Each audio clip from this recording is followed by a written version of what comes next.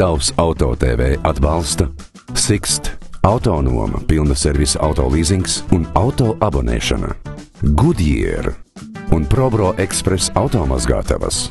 Tikai 96 sekundes un jūsu auto ir tīrs. Jautāsiet, kas pašlaik ir modē Latvijas autotirgu? Kā zināt, jau vairākus gadus viens no populārākajiem autosegmentiem tajā ir apvidus automobīļi un crossoveri. Savukārt pēdējos mēnešos strauju popularitāti piedzīvojas tieši spraudņa jeb plug-in hibrīda segments. No gada pirmajā ceturksnī reģistrētajiem vieglajiem pasažieru auto vairāk nekā 5% ir tieši ārēji lādējamie hibrīda auto. Kā apgalvo Volkswagen pārstāvji Baltijā, pieprasījums pēc daudzpusīgiem, efektīviem un ietilpīgiem automobiļiem ir būtiski audzis. Piemēram, kad tika uzsākta Volkswagen Tayron iepriekš pārdošana, vairāk nekā 75% no visiem pasūtījumiem bija šī modeļa spraudņa hibrīda versijas. Šajā video skatieties vairāk par jauno crossoveru Tayron.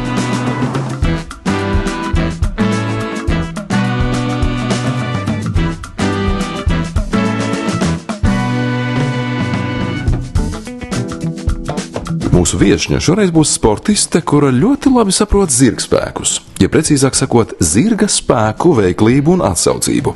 Laura Penele ir divkārtēja nacionālā čempionāta un trīskārtēja Latvijas ziemas čempionāta uzvarētāja konkūrā, jeb šķēršļu pārvarēšanā. Ar jāšanas sportu Laura saistīta kopš 10 gadu vecuma, kad uzsāka treniņus vecāku zemnieku saimniecībā Lielceri un piedalīšanos pirmajās sacensībās. Starp citu, arī Lauras vecāki ir vairākkārtēji Latvijas čempioni. Jā, šo sporta veidu izvēlējos, jo man vecākiem ir zirgi, un viņiem ir savs stallis pilns ar zirgiem, un tāpēc jau no bērnības tā bija tāda arī mana iniciatīva, kad es izvēlējos, ka es gribu tomēr drīzāk iesākt trenēties nopietnāk jāšanas sportā. Sāku trenēties ar poniju, un pēc tam jau pārgāju uz lielajiem zirgiem. Raugoties tehnisko datu lapās, Tayron ir gana daudzpusīgs auto.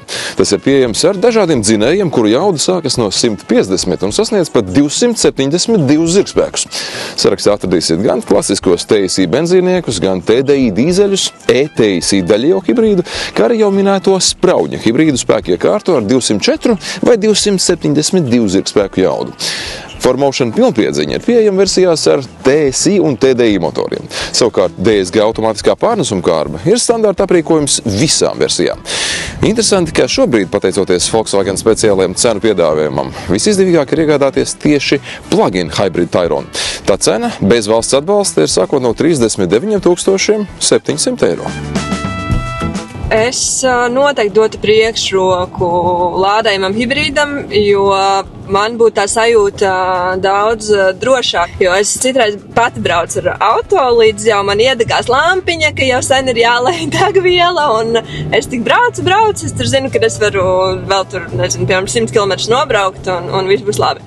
Bet ar elektroauto man šķiet, kad, ja viņš ir jālādē uzreiz, tad, piemēram, tā kā tagad mēs braucam kaut kur mežā, kur es atradīšu, kur viņi tur pēkšņi uzlādē, tad ar hibrīdu viss baigi forši. Droši vien tā mašīna pat pārslēdzās savā benzīna režīmā, un es varu braukt un baigi neuztraukties par to, ka man tuliņi, un tagad viņi būtu jālādē. Kā noprotat, par auto kvalitātēm nevar spriest vien pēc cipariem to tehniskajos datos. Ir svarīgi, kā tas uzvedas uz ceļa. Un šajā jomā Tayron var palielīties ar komfortablu balstiekārtu un precīzu vadāmību. Neatkarīgi no izvēlētā dzinēja, automobīļa uzvedība ir paredzama un droša.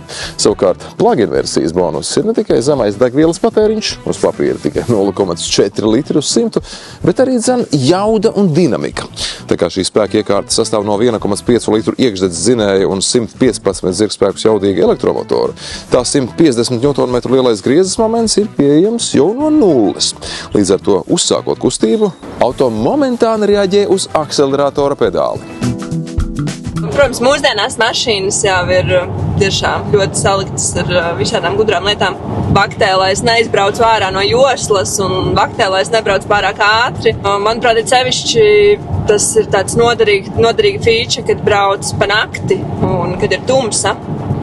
Tad sevišķi, kad ir jau kaut kāds nogurums, piemēram, tad ir ļoti svarīgi, kad mašīna pati turās pa vidu ceļam, un, manuprāt, tas ir ļoti labi, ka tās mašīnas paliek tikai gudrākas, kas nozīmē, ka arī no tādām avārijām varēs izvairīties.